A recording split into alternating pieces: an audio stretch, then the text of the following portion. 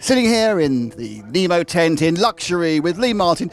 We've come for a 5-month on report on your baby, who we last saw in a kind of more clouded way at the S&B Raceway. But now, not only is it out in the open and we can photograph all the bits, you're racing it. It's the new, is it N1 it's called? That's the right. N1 from Agama, and it's even got some Lee Martin Racing parts on it already, I noticed there. Is that because you own the 3D printer? No, they're old parts. They're old parts, that one. So first of all, what made you decide to actually go for it here at the Nemo Raceway with the new car? I know you've been holding off because of prototype bits and bobs and it's not been tough. And how's it going?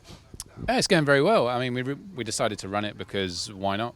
You know, we said we were going to run it at RCGP this year when we had our little chat in America.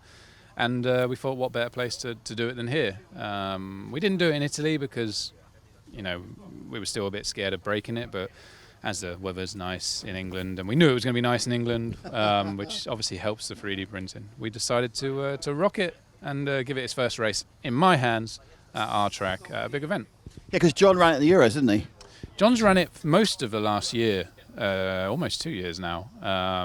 So we know what's going to go wrong, or you know, we know what's going to wear quicker than what it normally would. So we've got a good idea. So we just try and keep on top of it.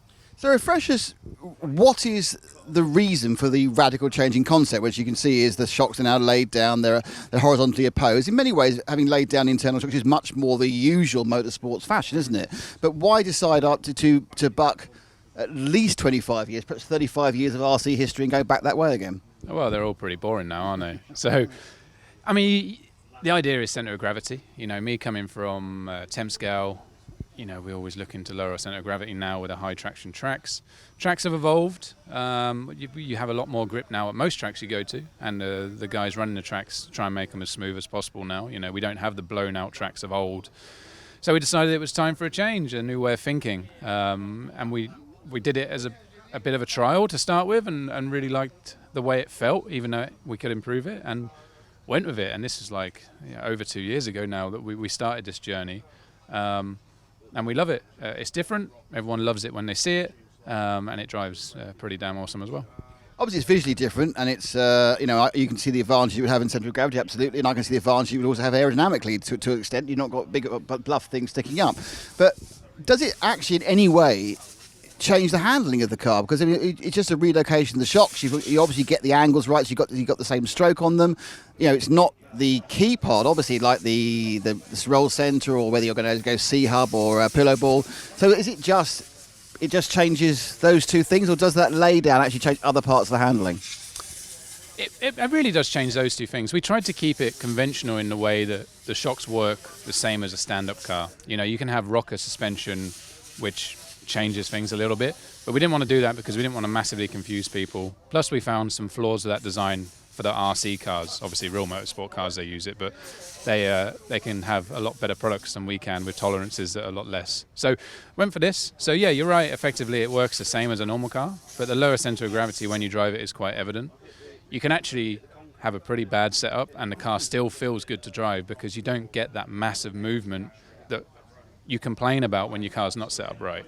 And ultimately, that's all we're looking for, always changing the way the car rolls for what traction levels we have and stuff. So, yeah, we've definitely found some big gains there. And, I mean, that's the reason we went with it, because we could see its potential.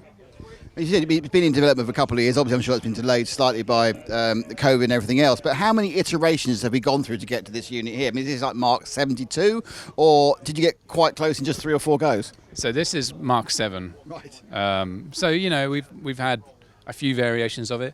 Initially, it was the concept, and it worked, but the design was a bit all over the place. Like the shocks were kind of in the wrong place, and it just looked a bit ugly. So then we started moving from there to get everything as compact and as low as possible. And then we went into how it is to work on. You know, one of the bugbears of 8 scale is you can't change things quickly. So we made sure we can get into the diffs quick, and then when you want to get into the differentials, everything stays on the car. So like the roll bars, you don't need to take off, or you don't need to. The suspension arms stay on, literally 4 bolts and a couple of nuts, and you're in, and you can change everything: ring, pinion, drive shafts, everything. So, and everything. So you're saying everything works the same. So I mean, are the spring rates the same, or do you have to have unique springs for it? Or I mean, just a bit shorter. The front shock is shorter than our old front shock. The rear shock is our old front shock. So for now, we've had to cut down springs for the front because you just need them shorter, which isn't ideal. but we just had to make it work. So there will be a new set of springs coming for the front end, but the rear end you just use an original front spring and you're all good. So obviously, evidenced by you nearly coming third yesterday, and it's obviously working. Yeah, very well. And as I mentioned, we haven't ran it here. I mean, we ran it here on Thursday, and that was our time to learn, really. So, yeah, been absolutely happy with it. It's really good in long pace. I seem to get better towards the end of our short races, so I'm quite looking forward to the final. As long as we can keep it together, an hour with all 3D printed parts, because it's still 3D, anything can break at any moment. But if we hold it together, I think we've got a good shot at doing well. Thank you. Looks great. Good luck. Thank you.